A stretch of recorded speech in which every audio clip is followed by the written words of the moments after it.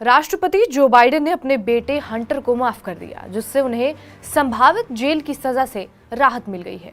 इस फैसले से बाइडेन ने और अपने परिवार के सदस्यों के लाभ के लिए राष्ट्रपति पद की शक्तियों का इस्तेमाल नहीं करने के अपने पिछले वादे को उन्होंने उलट दिया है।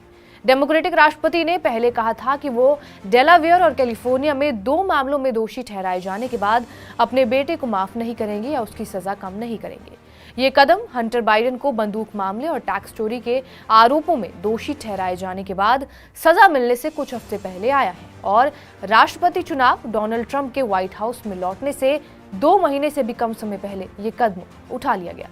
इससे पहले जून में बाइडेन ने स्पष्ट रूप से अपने बेटे के लिए माफी या फिर सजा कम करने से इनकार कर दिया था। आपको बता दें कि जब उनके बेटे को डेलावेयर बंदूक मामले में मुकदमे का सामना करना पड़ा तो उन्होंने कहा था कि वो जूरी के फैसले का पालन करते हैं। बाइडेन ने यह भी कहा था कि मैं हंटर को कभी माफ नहीं करूंगा। हाल ही में 8 नवंबर को ट्रंप की जीत के कुछ दिनों बाद ही व्हाइट हाउस के प्रेस सचिव कैरेन जीन पियरे ने युवा बाइडेन के लिए क्षमा या फिर दया की संभावना से इनकार किया था। वहीं रविवार शाम जारी एक बयान में बाइडेन ने यह कहा कि आज मैंने अपने बेटे हंटर के लिए क्षमादान पर साइन किए। उन्होंने आरोप लगाया कि उनके बेटे का अभियोजन राजनीति से प्रेरित था। बाइडेन ने कहा कि उनके मामलों में आरोप तब लगे जब कांग्रेस में मेरे कई राजनीतिक विरोधियों ने उन्हें मुझ पर हमला करने और मेरे चुनाव का विरोध करने के लिए उकसाया। कोई भी सही व्यक्ति जो हंटर के मामलों के तथ्यों को देखता है वो किसी बाकी निष्कर्ष पर नहीं पहुंच सकता, सिवाय इसके कि हंटर को सिर्फ इसलिए अलग कर दिया गया क्योंकि वो मेरा बेटा है। मुझे उम्मीद है कि अमेरिकी समझेंगे कि एक पिता और एक राष्ट्रपति ने यह फैसला क्यों लिया। हंटर को जून में डेलावेयर फेडरल कोर्ट में 2018 में बंदूक खरीदने के मामले में दोषी ठहराया गया था। इसमें आरोप ये था कि हंटर ने यह दावा करके झूठ बोला था कि वो अवैध रूप से नशीली दवाओं के आदी नहीं थे।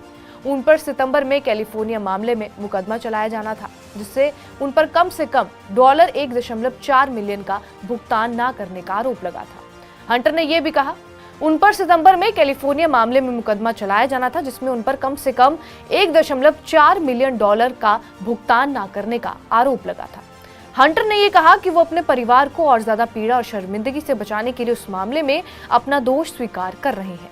टैक्स चोरी के आरोप में 17 साल और बंदूक के आरोप में 25 साल तक की सजा हो सकती थी। हंटर बाइडेन ने एक ईमेल बयान में ये कहा कि वो उन्हें दी गई राहत को कभी भी हल्के में नहीं लेंगे।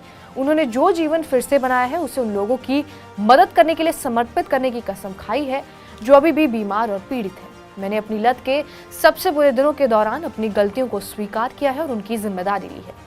ऐसी गलतियां जिनका फायदा मुझे और मेरे परिवार को राजनीतिक खेल के लिए सार्वजनिक रूप से अपमानित करने और शर्मिंदा करने के लिए किया गया है। बहरहाल आपका इस खबर पर क्या कुछ कहना है हमें कमेंट बॉक्स में जरूर बताएं। बाकी देश और दुनिया की तमाम बड़ी खबरों के लिए बने रहिए हमारे साथ TV9 डिजिटल पर।